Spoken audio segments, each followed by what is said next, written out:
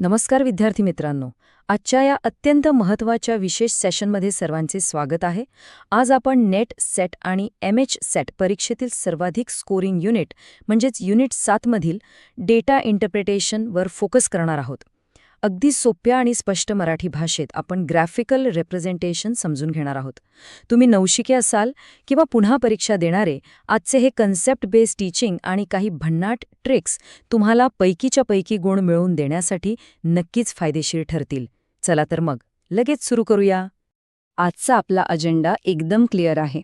आपण सादरीकरण आणि data interpretation, table, chart, bar chart आणि हिस्टोग्राम, पाय चार्ट आणि लाईन चार्ट आणि शेवटी डेटा मॅपिंग आणि ट्रिक्स कव्हर करणार आहोत. तर वळूया आपल्या पहिल्या विभागाकडे, सादरीकरण आणि डेटा इंटरप्रिटेशन. आता पहा, जेव्हा माहितीचा मोठा डोंगर आपल्या समोर असतो ना, तेव्हा ती नुसती वाचत बसणं खूप वेळखाऊ ठरतं. पण तुम्हाला माहिती आहे का, आपला मानवी मेंदू शब्दांपेक्षा चित्रे तब्बल 60,000 पट वेगाने समजून घेतो. म्हणूनच डेटा सादरीकरणाचे 2 मुख्य प्रकार पडतात. एक म्हणजे नॉन ग्राफिकल तंत्र, जसे की टॅब्युलर आणि केस फॉर्म, आणि दुसरं म्हणजे ग्राफिकल तंत्र, ज्यामध्ये आपण चार्ट्स आणि ग्राफ्स वापरतो. जेव्हा आकडेवारी खूप गुंतागुंतीची असते, तेव्हा हे आलेख शब्दांपेक्षा खूप जास्त बोलके असतात आणि कमीत कमी वेळेत अचूक विश्लेषण करायला प्रचंड मदत करतात.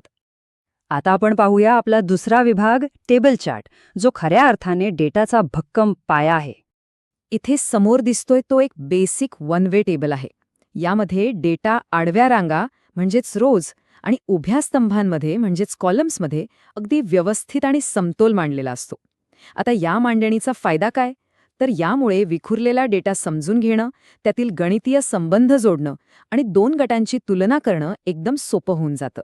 आणि हे लक्षात ठेवा, परीक्षांमध्ये विचारले जाणारे बहुतांश प्रश्न याच टेबल चार्टवर आधारित असतात. पुढे जाऊया विभाग 3 कडे.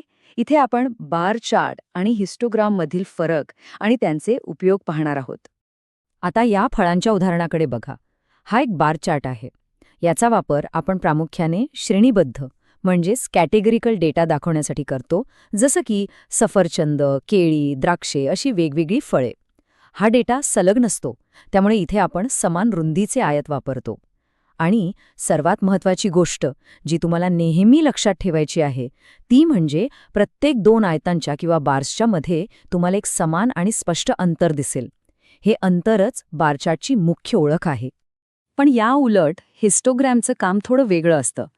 हिस्टोग्रॅम नेहमी सलग म्हणजेच कंटिन्युअस चलांचं वितरण एक्स अक्षावर दाखवतो. आता डेटा सलग असल्यामुळे उदाहरणार्थ वयाचे गट, वजन किंवा उंची, इथे 2 आयतांच्या मध्ये तुम्हाला अजिबात अंतर दिसणार नाही. हे सगळे आयत एकमेकांना अगदी लागून असतात. परीक्षेत हमखास गुण मिळवायचे असतील आणि कोणताही गोंधळ टाळायचा असेल तर हा फरक कायम डोक्यात फिट बसवा. बार चार्टमध्ये श्रेणीबद्ध डेटा असतो आणि तिथे बार्समध्ये स्पष्ट अंतर असतं. पण हिस्टोग्राममध्ये सलग डेटा असतो आणि आयतांमध्ये अजिबात अंतर नसतं. आणखी एक महत्त्वाची गोष्ट म्हणजे समान रुंदीच्या हिस्टोग्राममध्ये आयताचे क्षेत्रफळ हे त्याच्या वारंवारतेच्या म्हणजेच फ्रिक्वेन्सीच्या समप्रमाणात असतं. थिअरी प्रश्नांसाठी हे सूत्र अगदी तोंडपाठ असायलाच हवं. आता आपण वळूया 4थ्या विभागाकडे, जिथे आपण पाय चार्ट आणि लाईन चार्टची माहिती घेणार आहोत. वर्तुळाकार आकृतीतील हा पाय चार्ट बघा. या संपूर्ण वर्तुळाचं एकूण मूल्य नेहमी 360 अंश म्हणजे 360 डिग्रीज मानलं जातं. आता यात जे वेगवेगळे स्लाइस किंवा तुकडे दिसतायत ना, ते एकूण मूल्यापैकी त्या विशिष्ट घटकाचं नेमकं प्रमाण दाखवतात.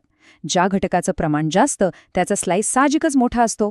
एखाद्या संपूर्ण गोष्टीचे वेगवेगळे भाग किंवा टक्केवारी समजून घेण्यासाठी हा चार्ट एकदम बेस्ट आहे. आता वेळेची बचत करणारी ही एक भारी ट्रिक आहे का? परीक्षेत जर पाय चार्टमधील एखाद्या घटकाचा अँगल किंवा कोन काढायचा असेल ना, तर सर्वात आधी त्या घटकाची संख्या शोधा. मग तिला नमुन्यातील एकूण संख्येने भाग द्या आणि जो अपूर्णांक मिळेल त्याला थेट 360ने गुणा. बस, ही शॉर्टकट पद्धत वापरली तर तुमचं कॅल्क्युलेशन एकदम फास्ट होईल. विशेषतः वारंवार परीक्षा देणाऱ्या विद्यार्थ्यांसाठी ही ट्रिक एक खरा गेम चेंजर आहे. आणि लाईन चार्ट म्हणजे काय? तर भूतकाळातील रेकॉर्ड केलेले डेटा पॉइंट्सना एका सरळ रेषेने जोडणे. जेव्हा आपल्याला वेळ आणि काळानुसार एखाद्या गोष्टीत होणारा चढ उतार पाहायचा असतो ना, जसं की शेअर मार्केटचे बदलणारे ट्रेंड्स किंवा तापमानातील बदल, तेव्हा लाईन चार्ट हे चित्र अगदी अचूक आणि डायनामिक पद्धतीने आपल्यासमोर उभं करतो. आणि आता आपला शेवटचा पण सर्वात महत्त्वाचा विभाग 5, डेटा मॅपिंग आणि ट्रिक्स. हीच खऱ्या अर्थाने यशाची गुरुकिल्ली आहे. डेटा मॅपिंग म्हणजे नक्की काय? तर ही माहितीच्या अचूक भाषांतराची प्रक्रिया आहे. साध्या भाषेत सांगायचं तर एका स्रोताकडून आलेली माहिती योग्य ठिकाणी आणि संबंधित लक्ष क्षेत्रांशी जोडणे म्हणजेच डेटा मॅपिंग.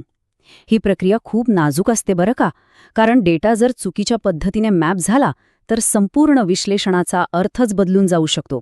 महत्त्वाची माहिती कायमची घाण होऊ शकते आणि सगळी मेहनत वाया जाऊन काम पुन्हा करावं लागू शकतं. आता आजच्या या संपूर्ण सेशनचा सर्वात महत्त्वाचा निष्कर्ष इथे आहे. कोणताही आलेख किंवा चार्ट असू दे, तो सोडवताना 3 गणितीय कन्सेप्ट्स तुमच्या पक्क्या असायलाच हव्यात. त्या म्हणजे सरासरी किंवा ॲव्हरेज, गुणोत्तर आणि प्रमाण म्हणजेच रेशो अँड प्रपोर्शन, आणि शेकडेवारी किंवा पर्सेंटेज. जर तुमचा हा गणितीय पाया मजबूत असेल ना, तर डेटा इंटरप्रिटेशनचा कितीही अवघड प्रश्न येऊ दे, तो सेकंदात सुटतो. हाच तो खरा शॉर्टकट आहे जो परीक्षेत हमखास यश मिळवून देतो. तर विद्यार्थी मित्रांनो, आज आपण डेटा इंटरप्रिटेशनचे सर्व पैलू अगदी बारकाईने पाहिले आहेत. या सर्व व्हिज्युअल ट्रिक्स आणि गणितीय संकल्पना समजून घेतल्यानंतर आगामी मॉक टेस्टमध्ये सर्वाधिक गुण मिळवण्यासाठी नक्कीच मोठा आत्मविश्वास आला असेल. शेवटी एकच विचार करण्यासारखी गोष्ट सांगेन, जो डेटा अचूकपणे वाचू शकतो ना, तो केवळ परीक्षाच नाही तर जगातील कोणताही ट्रेंड अत्यंत सहज ओळखू शकतो. येणाऱ्या परीक्षेसाठी आणि तयारीसाठी सर्वांना खूप खूप शुभेच्छा. Keep practising. धन्यवाद.